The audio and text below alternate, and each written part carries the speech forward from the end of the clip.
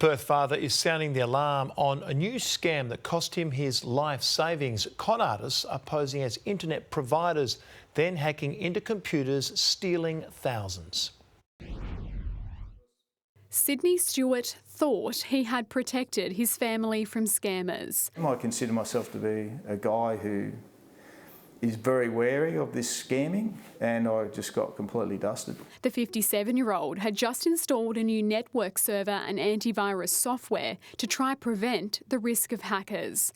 But the scammers caught him at a weak moment, his father sick in hospital. I just fell for it, to be honest. It was very elaborate and very convincing. The Hillary's father received a phone call a few weeks ago from someone claiming to be from NBN. Saying, we've noticed a lot of attacks on your new server and we need to run some encryption software.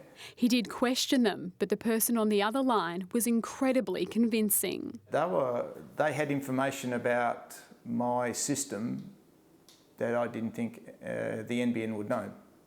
So I thought, wow, it's the NBN, I better get this done. Within minutes, the hackers had taken control of his computer, transferring $15,000 out of his account in multiple transactions. Once the 57-year-old realised, he acted quickly, turning off the server and Wi-Fi. He deleted the software and changed his bank PINs, all while the scammers were trying to call him back, pressuring him to reconnect to the network. If you're not that savvy and you're maybe a bit from the older generation, you wouldn't be onto that, and by the time you'd worked out what had happened, you would have lost everything. Tech experts say scammers are becoming increasingly sophisticated. Those stressed or with a lot on their mind, most at risk. And taking advantage of the news of the day to try and craft their scams around it to try and get people to do things they wouldn't normally do. There are some steps you can take to protect yourself from scams. Treat unexpected calls and messages as suspicious. Never install software at a caller's direction, and always monitor your accounts. Be very careful and trust no one.